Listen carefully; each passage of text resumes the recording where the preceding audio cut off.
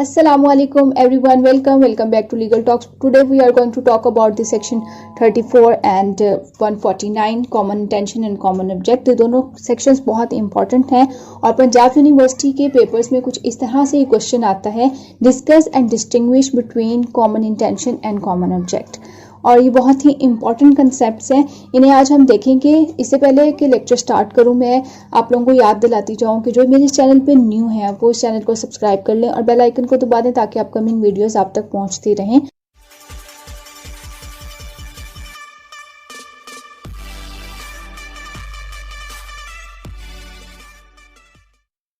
It's a general rule that a person is liable for what he himself does and not for that what other persons do. Of course, liability जो है वो हर person की उसकी अपनी act की वजह से आती है, किसी दूसरे के एक्ट करने से लायबल नहीं होगा। लेकिन जो पाकिस्तान पिनल कोड में ये जो आज हम section common intention and common object, जैसे आपको नाम से पता चल रहा है कि ये कंस्ट्रक्टिव लायबिलिटी की बात कर रहा है। डॉक्ट्रिन ऑफ कंस्ट्रक्टिव लायबिलिटी क्या चीज़ है कि आप लायबल हो अगर आपने वो एक्ट किया है या नहीं किया, लेकिन कॉमन इंटेंशन या कॉमन ऑब्जेक्ट उसमें जो है ना वो शामिल था। इन दोनों के क्या इसेंशियल्स हैं, कॉमन ऑब्जेक्ट किन इसेंशियल्स कंप्लीट होने पर कॉमन ऑब्जेक्ट ठहराया जाएगा और कॉमन इंटेंशन कब ठहराया जाएगा, ये सब हम आज देखेंगे। और आपने वीडियो एंड तक देखनी है। एंड पे मैंने इन दोनों का कंपैरिजन किया है ताकि आप लोगों को आसानी हो समझने में। Section 149 of Pakistan penal code 1860 does not create a new offence. ये कोई नया ऑफेंस नहीं है, बल्कि ये criminal committed in the prosecution of common object. ऐसी क्राइम कमिट करना कि वो कॉमन ऑब्जेक्ट में आता हो, ये बात हेल्ड हुई थी 2014 PCRLJ में। The rule of common intention is described in section 34 and the rule of common object is described in section 149. Omission to mention section 34 of Pakistan Penal Code 1860 with main offence does not affect the case if no prejudice in cause to the accused. ये बात held हुई थी 2008 PCRLJ 1964 में, जिसमें ये बात बताई गई थी कि कॉमन इंटेंशन का मतलब है कि कॉमन इंटेंशन प्री प्लान्ड कोई इंटेंशन इन्वॉल्व, और कॉमन ऑब्जेक्ट का मतलब सिर्फ और सिर्फ एक कॉमन ऑब्जेक्ट का होना ज़रूरी है।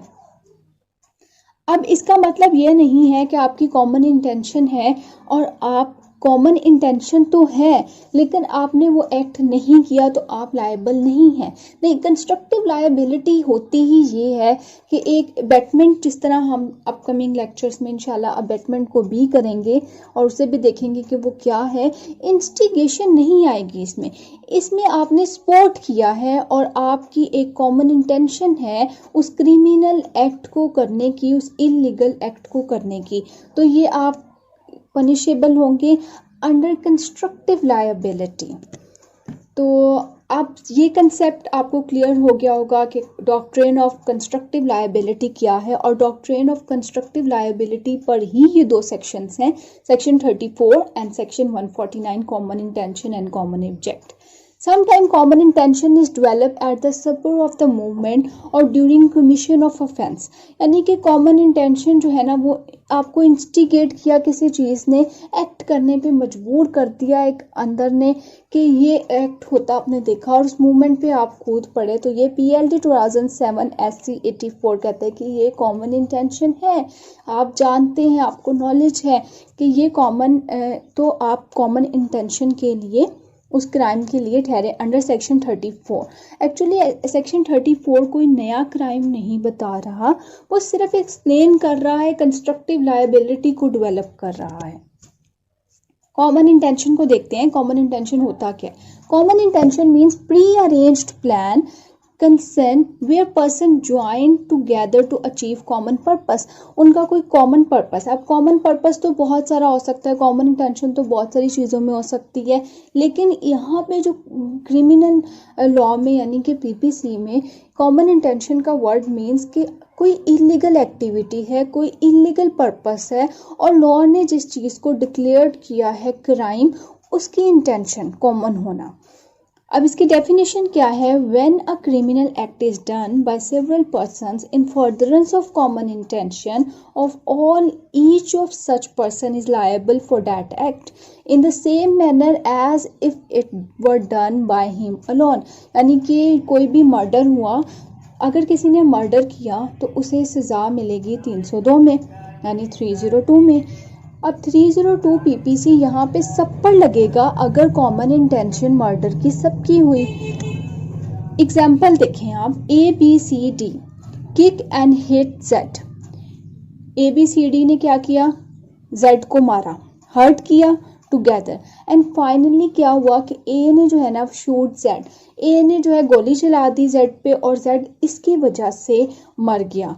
तो क्या हुआ कि सब की कॉमन इंटेंशन थी, सब उस एक्ट को डन कर रहे थे, तो वो अंडर सेक्शन 34 कंस्ट्रक्टिव लायबिलिटी का कंसेप्ट आ गया कि सब ही जो है उसकी कॉमन इंटेंशन थी उसे हर्ट करने की जेड की। अब इस हर्ट करने में क्या हुआ? अगर मर्डर हो गया तो तब भी सब पे ही जो है ना 302 लगेगा। ऐसा नहीं होगा कि सिर्फ और सिर्फ ए पे लगेगा कि ए ने शूट किया। नेक्स्ट केस देखें, Abdul Jabar versus state 1964। Fact of the case क्या है कि Abdul Jabar and Mitho intended to commit robbery. इनका क्या इंटेंट था? इंटेंशन क्या थी? इनकी रॉबरी की इंटेंशन थी। In victims Abdul Jabar held of the victim family while Mithu demanded the key of the safe. On resistance of the victim Mithu stabbed him. Mithu ने मारा, अब्दुल जाबर ने नहीं मारा, मिथु ने मारा। इनकी इंटेंशन क्या थी? रॉबरी की इंटेंशन थी। विक्टिम जो है वो मर गया। पुलिस ने क्या किया? दोनों को रेड हैंडेड पकड़ लिया। अब सेशन कोर्ट ने क्या डिसाइड किया कि जो 302 का है वो सिर्फ और सिर्फ मिथु, यानी कि मर्डर सिर्फ मिथु ने किया है और अब्दुल जाबिर जो है वो कन्विक्टेड है ओनली सिर्फ और सिर्फ अटेम्प्ट टू रॉबरी। लेकिन हाई कोर्ट ने क्या डिसाइड किया कि नहीं, Abdul Jabir had liable for murder under section 302 and robbery decision was based on section 34, कि ये जो है प्रिंसिपल ऑफ कॉमन इंटेंशन आ जाता है। इन दोनों की रॉबरी करने की इंटेंशन थी, उस दौरान रॉबरी के जो भी हुआ इन दोनों उसके लिए लायबल हैं। बेशक मिठू ने स्टैप किया और विक्टिम जो है वो मर गया, लेकिन फिर भी अब्दुल जाबिर भी कन्विक्ट होगा अंडर सेक्शन 302 मर्डर के। अब्दुल जाबिर अपील, उसने अपील कर दी हाई कोर्ट से सुप्रीम कोर्ट में, तो सुप्रीम कोर्ट ने डिसाइड किया कि हाई कोर्ट ने बिल्कुल ठीक डिसीजन दिया है। उसके डिसीजन को अपहेल्ड किया कि अब्दुल जाबिर को चार्ज है अंडर कॉमन इंटेंशन और सेक्शन 34। आपको क्लियर हो गया होगा आई होप व्यूअर्स को कि सेक्शन 34 बेसिकली कॉमन इंटेंशन की बात करता है। और कॉमन इंटेंशन में ये ज़रूरी नहीं है कि आपने वो एक्ट किया हो, लेकिन आपने उस एक्ट की फर्दरेंस में कुछ किया है जिसकी वजह से वो एक्ट जो भी हो गया है या जो भी बन गया है उसकी आप भी लायबिलिटी जॉइंटली उठाते हैं। इंग्रेडिएंट्स क्या होंगे 34 के कि ये एक्ट जो है वो अंडर सेक्शन 34 आएगा? क्रिमिनल एक्ट होना चाहिए सबसे पहली बात, जो इलीगल हो, लॉ ने मना किया हो किसी चीज़ से और लॉ ने उसको क्राइम कंसीडर किया हो। उसके अलावा सिविल पर्सन्स होने चाहिए, यानी एक पर्सन नहीं होना चाहिए, 2 या 2 से ज़्यादा, यानी 2 या 2 से ज़्यादा पर्सन्स होंगे, इकट्ठे होंगे, एक कॉमन इंटेंशन होगी, तो ये कॉमन इंटेंशन सेक्शन 34 के अंडर आएगा। इसके लिए केस लॉ देखते हैं। 2014 PCRLJ 594, when an act is done by several person furtherance of common intention, each of such person is liable for that act which is done by him। तो सबके सब जो हैं वो इसके लिए लायबल होंगे। नंबर 3 पॉइंट इसका ये है कि act done in pursuance of pre arranged plan, यानी अरेंज्ड प्लान होना चाहिए। दोनों का माइंड जो है ना वो क्लियर होना चाहिए, दोनों की इंटेंशन जो है वो क्लियर होनी चाहिए, प्री अरेंज मीटिंग होनी चाहिए। Persons can be held liable under this act only if act is done in pursuance of pre-arranged plan. Joint liability cannot be determined where no mutually arranged plan was present।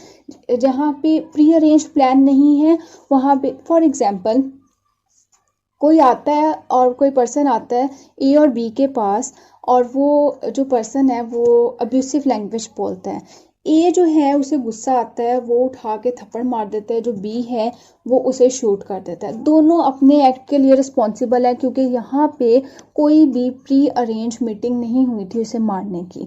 उसने कोई act किया, उसमें जिसको जो समझ आई उसने उसका किया, और हर दोनों अपने एक्ट के लिए लायबल हैं। इसमें जॉइंट लायबिलिटी का कंसेप्ट नहीं आएगा। केस लॉ देख लेते हैं। PLT 2010 SC 47, several person can simultaneously attack a man and may have the same intention, namely the intention to kill. Each can individually inflict a several fatal blow, and yet none would have the commission intention, as there is no prior meeting of mind to form or a pre arrange plan. जहाँ पे pre arrange plan नहीं है, कुछ persons ने जो है वो attack किया और हर किसी ने अपनी समझ और अपने मुताबिक जो है वो इंटेंशन टू किल तो सबकी थी, लेकिन हर किसी ने सेपरेटली काम किया, तो इस वजह से हर कोई सेपरेटली लायबल होगा। In furtherance of common intention, necessary condition इसके ये है कि application of section 34 of the code are common intention to commit an offence and participation by all the accused is doing the act और acts in furtherance of that common intention. कोई ना कोई तो act कर रहा हो, जैसे robbery वाली आपको प्रीवियसली मैंने आपको बताई कि एक एग्जांपल दी जहाँ पे अब्दुल जाबिर भी रॉबरी कमिट करने के लिए गया और उसने केस के लिए डिमांड की, एक ने उस बाकी सब घर वालों को घेरे में लिया। तो यानी कि हर कोई एक्ट कर रहा है, कोई भी एक्ट जो कॉमन इंटेंशन का एक्ट था उसकी कंप्लीशन के लिए कोई ना कोई एक्ट पीछे हो रहा है, तो इसका मतलब है कि कॉमन इंटेंशन है और यहीं से कॉमन इंटेंशन प्रूफ होती है। कॉमन इंटेंशन में develop in course of events, यानी कॉमन इंटेंशन में also develop in course of events. Common intention to bring out a particular result can be develop at the spot. The common intention of the accused can undergo a change in course of commission of an offense. They may go to commit a minor offense, but subsequently in the course of commission of the offense they may change their mind and from an intention to commit a major offense. In that case they would be held guilty of the commission of major offense. 1981 SCMR 308, यानी कि आप गए सिर्फ और सिर्फ मारने के लिए, कॉमन इंटेंशन जो थी ए और बी की, जेड को सिर्फ और सिर्फ मारने की थी और दोनों की कॉमन इंटेंशन एक ही थी, मारने की। अब मारते मारते वो जो मारना था, वो जो हर्ट पहुंचाना था जेड को, वो कन्वर्ट हो गया मर्डर में, यानी कि माइनर ऑफेंस था हर्ट करना, वो मेजर ऑफेंस मर्डर में कन्वर्ट हुआ। तो दोनों की इंटेंशन बेशक मारने की थी, लेकिन जैसे ही वो मर्डर में कन्वर्ट हुआ दोनों की ज्वाइंट लायबिलिटी आ गई और दोनों लायबल हुए 302 के अंदर। To constitute common intention, it is necessary the intention of each of them be known to the rest of them and shared by them. Common intention यानी प्री प्लान्ड मीटिंग होनी चाहिए। Pre planned meeting का मतलब है कि सबको पता होना चाहिए कि होने क्या जा रहा है और कैसे होने जा रहा है। अब इन सब में तमाम लोगों की कोई पार्टिसिपेशन होनी चाहिए। पार्टिसिपेशन से ही पता चलेगा कि कॉमन इंटेंशन थी किसी इलीगल काम या इलीगल एक्ट या क्राइम करने की या फिर नहीं। तो कॉमन इंटेंशन के लिए ये बहुत ज़रूरी है और एक नेसेसरी स्टेप है, और प्रूफ करने के लिए भी कि प्री अरेंज्ड मीटिंग होनी चाहिए। In order to attract section 34 of Pakistan penal code 1860 क्या करना चाहिए? It is not sufficient to prove that an offence is consequence of common intention. The pro section must show that the offense committed was covered by the common intention. यानी कि face of it जो है वो समझ आनी चाहिए और नज़र आना चाहिए कि जो कॉमन इंटेंशन है वो हो रही है, यानी कि सब अपना पार्टिसिपेट कर रहे हैं किसी ना किसी काम में। ऐसा नहीं है कि कॉमन इंटेंशन को प्रूव करना पड़े कि हाँ ये इस बंदा इन्वॉल्व था इसमें या नहीं। कॉमन इंटेंशन हो रही है तो कॉमन इंटेंशन में आपको ये प्रूव करने की ज़रूरत नहीं है कि ये ऑफेंस जो है ना वो कॉमन इंटेंशन से कमिट हुआ है, बल्कि वो on the face of it पता चलना चाहिए कि ये ऑफेंस जो है वो कॉमन इंटेंशन से हुआ है। प्री अरेंज एक मीटिंग चल रही थी, क्या प्लान हो रहा था, सपोर्ट कोई कर रहा था, कोई इस एक्ट को करने जा रहा था। Section 34 of Pakistan penal code 1860 is intended to meet cases in which it is difficult to distinguish between the acts of individual member of a party or to prove exactly what part was it taken by each of them in furtherance of the common intention of all. जब आप commonly कोई काम कर रहे हैं, किसी का ए और बी जो है वो कॉमन इंटेंशन उसकी मर्डर की है सेट की, अब ये कैसे पता चलेगा, जहाँ पे ये पीपीसी का ये सेक्शन जो है वो कॉमन इंटेंशन है क्यों, इसका क्या पर्पस है, इसका क्या एम है। एम ये है कि कॉमन इंटेंशन जहाँ पे कंस्ट्रक्टिव लायबिलिटी की बात आती है, वहाँ पे ये बात क्लियर करना या अलग करना मुश्किल हो जाता है कि किसने क्या पार्ट किया और किसका क्या क्राइम बना। यानी कि दोनों की तो इंटेंशन कॉमन थी। जब कॉमन इंटेंशन की बात आ गई है तो इसका मतलब है कि आप इन्हें अलग नहीं कर सकते। एक को आप सिर्फ रॉबरी की पनिशमेंट दे रहे हैं और एक को आपको मर्डर की, और दोनों की पनिशमेंट जो है दोनों की फेयर नहीं होगा, इक्वालिटी नहीं आएगी, क्योंकि इंटेंशन दोनों की सेम थी। उसमें अब जिसने जो समझ में आया, या उस वक्त जैसे कहते हैं ना, जंग में अगर जंग छिड़ जाए तो फिर नहीं पता कि वो कब रुकनी है और किस तरह से होना है, फिर वो जंग है। तो वो बिल्कुल यही कंसेप्ट है कॉमन इंटेंशन में भी, कि आपकी कॉमन इंटेंशन थी, उसकी फर्दरेंस में आपने उस एक्ट को कंप्लीट करने में क्या क्या स्टेप किसने किए, उस सबके लिए सब जॉइंटली लायबल होंगे। The reason when all are guilty in such cases, the reason when all are guilty in such cases is that the presence of accomplished given encouragement, कोई इंकरेज कर रहा है, कोई सपोर्ट कर रहा है, कोई प्रोटेक्ट कर रहा है, और इन सब से जो है ना, इस इंकरेजमेंट से, किसी की सपोर्ट से, किसी की प्रोटेक्शन से एक एक्ट कमिट हो रहा है, तो सबको लायबल होना चाहिए। एक कॉमन सेंस भी यही कहती है कि ये कॉमन इंटेंशन के अंदर आना चाहिए। अगर कोई सपोर्ट कर रहा है, कोई इंकरेज कर रहा है और कोई प्रोटेक्ट कर रहा है। Case law PLD 2012 sense 272, common intention is an intention to commit crime actually committed. Each accused person can be convicted only if he has participated in common intention. ये हम डिस्कस कर चुके हैं। Scope of section 34 of Pakistan penal code क्या है?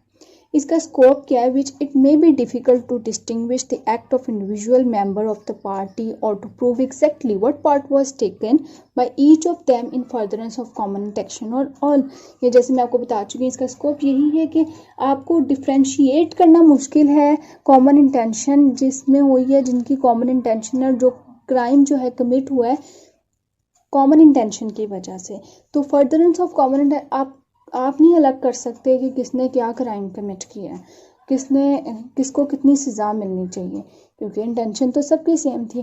तो जब intention proof हो जाए तो इसका मतलब है कि सबने ही वो क्राइम कमिट किया है। Proof of common intention, it is sometime prove by direct evidence such as confessions और an approvals testimony, but in most cases its determination depend on inference from acts done and motive possessed just in the light of principle of joint liability. यानी सब कुछ कभी कभी तो confessions की वजह से जो भी 2-3 लोग इकट्ठे हुए उन्होंने कन्फेस कर लिया किसी एक ने, तो पता चल गया कि ये कॉमन इंटेंशन थी। On the face of it भी क्राइम आपको बता देता है कि कॉमन इंटेंशन से ही ये काम किया गया है, कि किसी ने सपोर्ट किया, किसी ने प्रोटेक्ट किया और किसी ने इंकरेज किया। तो ये इसी तरह से प्रिंसिपल ऑफ लायबिलिटी डेवलप हो जाती है। कॉमन ऑब्जेक्ट क्या है? म्यूचुअल गोल। यहाँ अभी तक हमने किया है कॉमन इंटेंशन की बात की, जिसमें 2 से ज़्यादा पर्सन होने चाहिए थे, प्री प्लान्ड मीटिंग होनी चाहिए थी, उसे अब साथ साथ याद रखें। और अब हम करने लगे हैं कॉमन ऑब्जेक्ट को। म्यूचुअल गोल होना चाहिए, पर्पस होना चाहिए विच ब्रिंग टू 2 और मोर पर्सनस टुगेदर। यानी कोई गोल जिसको 2-3 लोगों को इकट्ठा कर लिया किसी गोल ने, किसी पर्पस ने। If an offence is committed by any member of unlawful assembly in prosecution of the common object of that assembly, or such as the member of that assembly knew to be likely to be committed in the prosecution of that object, every person who at the time of committing of that offence is member of the same assembly is guilty of that offence। यानी कि unlawful assembly मतलब ये है कि 3-4 लोगों की एक pre plan meeting तो नहीं है, लेकिन गोल और पर्पस सेम है। और वो गोल ऑफ पर्पस जो भी है वो 149 में आपको 141 सेक्शन में मिल जाएगा कि वो कौन कौन सी चीज़ें हैं जहाँ पे 149 लगेगा। 149 जो है वो अनलॉफुल असेंबली के बारे में बात करता है कि अनलॉफुल असेंबली का जो भी मेंबर होगा वो जॉइंट लायबिलिटी का जो है उसके अंदर आएगा। अगर किसी ने लेकिन कब आएगा, जब वो जानता होगा कि अनलॉफुल असेंबली का क्या एम है, क्या पर्पस है, और उसकी इंटेंशन और गोल को समझता होगा। अदरवाइज उसे प्रूव करना पड़ेगा कि वो अनलॉफुल असेंबली का पार्ट नहीं है, या फिर पार्ट है और उसे ये मालूम नहीं है कि इस अनलॉफुल असेंबली का क्या ऑब्जेक्ट और पर्पस है। इसके इंग्रेडिएंट्स क्या होंगे कि unlawful assembly under section 141 of Pakistan penal code. अब ये वो चीज़ें हैं जिसमें अनलॉफुल असेंबली आती है। क्या है? एग्जीक्यूशन ऑफ लॉ, अगर specially to resist the execution of law, to commit mischief, to criminal trespass, और to obtain possession of the property, और to deprive someone of his right. अगर आप 3-4 लोग मिलके किसी को रास्ता नहीं दे रहे हैं, उसका राइट ऑफ पाथ बन रहा है, 3-4 लोग मिलके किसी की प्रॉपर्टी पर कब्जा कर रहे हैं, या क्रिमिनल ट्रेसपास किसी के घर में जा रहे हैं, या फिर एग्जीक्यूशन ऑफ लॉ को रोक रहे हैं, तो ये सब क्या आएगा?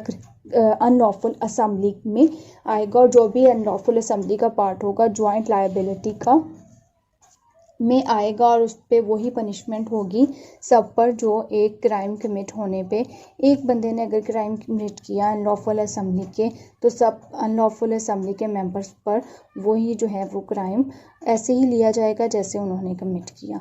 अब मेंबरशिप क्या है? Unlawful assembly is mandatory. ये ज़रूरी है कि वो अनलॉफुल असेंबली का पार्ट होना चाहिए। उसे प्रूव करने के लिए बताना पड़ेगा कि वो अनलॉफुल असेंबली का पार्ट नहीं है, और वो क्यों नहीं है। अगर वो अनलॉफुल असेंबली का on the face of it, कभी कभी on the face of it पता चल रहा होता है कि अनलॉफुल असेंबली का पार्ट है, लेकिन अगर अनलॉफुल असेंबली का पार्ट नहीं है, वो कोई बैक पे कोई काम कर रहा है, प्रोटेक्शन कर रहा है, इंकरेज कर रहा है, इन्फोर्स कर रहा है, या इंसिस्ट कर रहा है, अगर वो इस गोल का पार्ट है जो अनलॉफुल असेंबली का गोल है, तो फिर वो इस चीज़ के लिए ज्वाइंटली लायबल होगा। Common object can not be prove until and unless the person accused was member of unlawful assembly. Membership is also important for constructing liability. Case law देखते हैं 2012 SCMR 1156। It was not necessary that there should be a and in the sense of meeting of the movement. जैसे common intention में हमने देखा pre plan meeting थी, यहाँ पे meeting नहीं होना ज़रूरी है। It was enough if it is adopt by the members was shared by all of them. इसका मतलब यह है, एक एग्जांपल देख लेते हैं कि A, B और C जो हैं वो Z को किल करने के लिए मर्डर की नीयत से अपने घर से निकले और Z के बाहर खड़े थे, Z के घर के बाहर खड़े थे। अब D आता है और वो A, B, C से पूछता है कि तुम लोग यहाँ Z के घर के बाहर क्यों खड़े हो? तो वो कहते हैं कि हम Z को मर्डर करने की नियत से खड़े हैं। तो वो D जो है वो A, B, C को ज्वाइन कर लेता है, तो अब वो भी अनलॉफुल असेंबली का पार्ट बन गया और फिर मर्डर जो है वो कमिट हो जाता है। तो इस तरह से क्या है कि उन्होंने प्री प्लान मीटिंग तो नहीं थी, वो तो ऑन द स्पॉट D आया और उन्होंने ज्वाइन कर लिया A, B, C को। तो A, B, C, D जो है वो चारों के चारों जो है वो अंडर सेक्शन 302 एंड 149 जो है वो लायबल होंगे। Case Law 2014 PCRLJ 571. Under this section, every member of unlawful assembly in the described circumstances is vicariously liable for an offence committed by another member of the assembly. यानी वही बात जो मैं आपको पहले बता चुकी हूँ और बार बार रिपीट हो रही है कि जो मेंबर हैं उनका ज़रूरी नहीं है कि each and every member is involved in the act of the crime. Crime में इन्वॉल्व नहीं है, गोल एक है उनका, तो वो अनलॉफुल असेंबली का सिर्फ पार्ट है तो लायबल हैं। इसमें 3 एसेंशियल ये है कि in prosecution of common object means the fulfillment of the offence committed by unlawful assembly should be in furtherance of common object. Case no देखते 1995 PCRL 2006 For the application of Section 149 of Pakistan Penal Code 1860, it is necessary that accused should be a member of unlawful assembly. ये ज़रूरी है. Offence should be committed by him in prosecution of common object of that assembly, and the offence should be such a nature and the member of unlawful assembly knew the same to be likely to commit it in prosecution of their common object.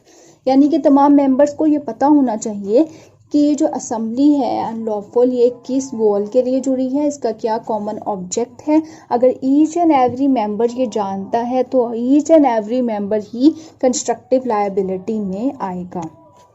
Knowledge of likelihood of an offence being committed, यानी कि ये knowledge होना चाहिए.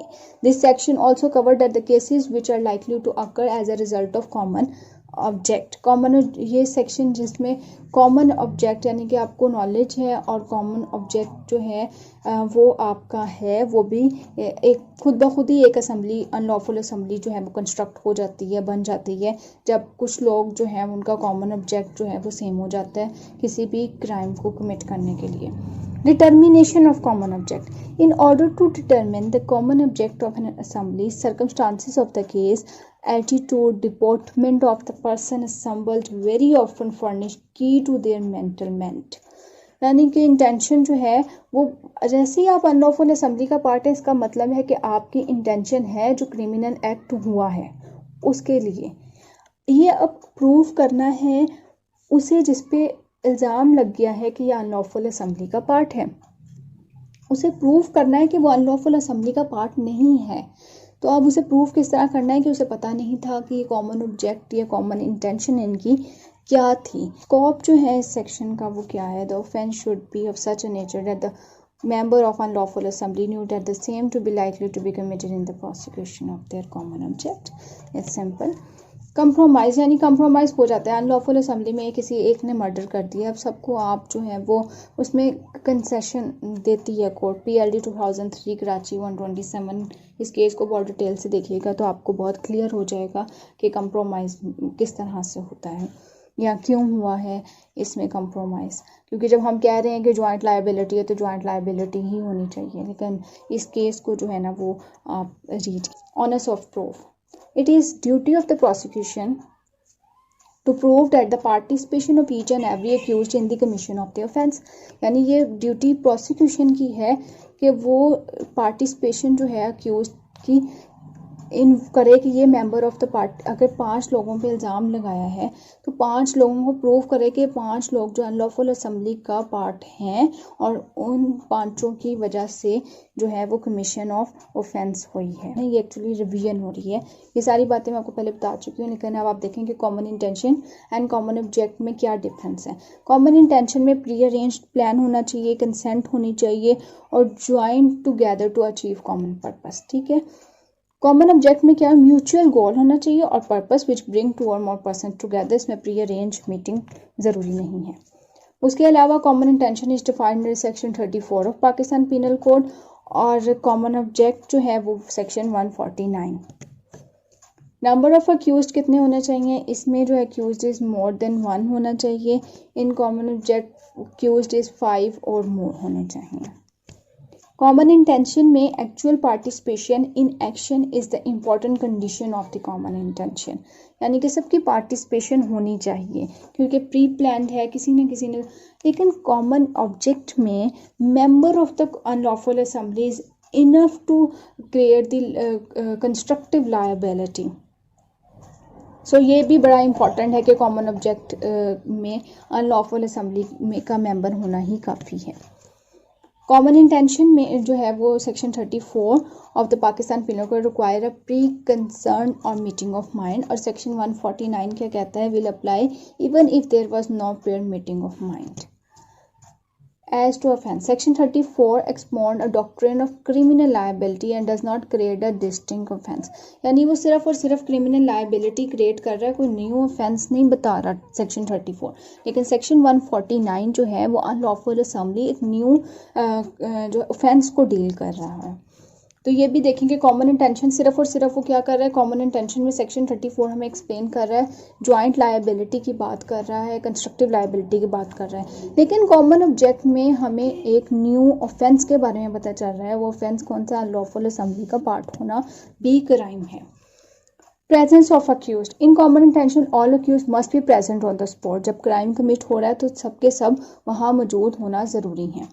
जैसे हमने robbery के case में देखा, इंटेंशन रॉबरी की थी लेकिन वहाँ पे अब्दुल जाबिर और मिठू दोनों प्रेजेंट थे, दोनों अपने अपने काम कर रहे थे. लेकिन उस दौरान जो भी फर्दरेंस ऑफ कॉमन इंटेंशन में एक्टिविटी हुई उस सब की जो है ना दोनों ही लायबल ठहराए. Common object. In common object it is not necessary that all the accused must be present at the time of commission of crime.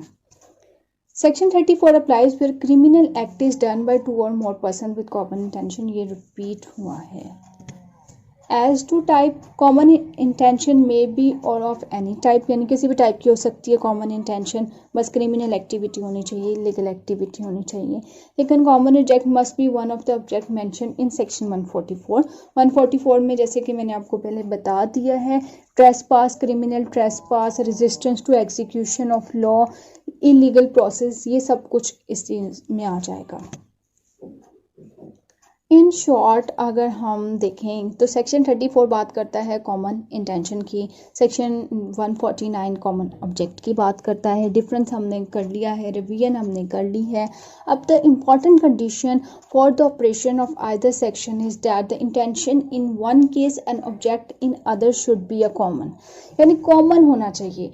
149 में ऑब्जेक्ट कॉमन होना चाहिए एंड सेक्शन 34 में इंटेंशन कॉमन होनी चाहिए। बस यही इनका डिफरेंस है, यही कन्फ्यूजन क्रिएट करती हैं, जो आई होप कि आपको ये लेक्चर क्लियर हो जाएगा। अगर आपकी कोई क्यूरीज है तो मुझे कमेंट सेक्शन में बताएं, और अगर आप चाहते हैं कि मैं आपकी पसंद के किसी टॉपिक पे वीडियो बनाऊं तो वो भी मुझे कमेंट सेक्शन में बता दीजिएगा, मैं ज़रूर उसे भी एक नज़र देखूंगी। अब तक के लिए इतना ही, अपना ख्याल रखिएगा। अल्लाह हाफ़िज़।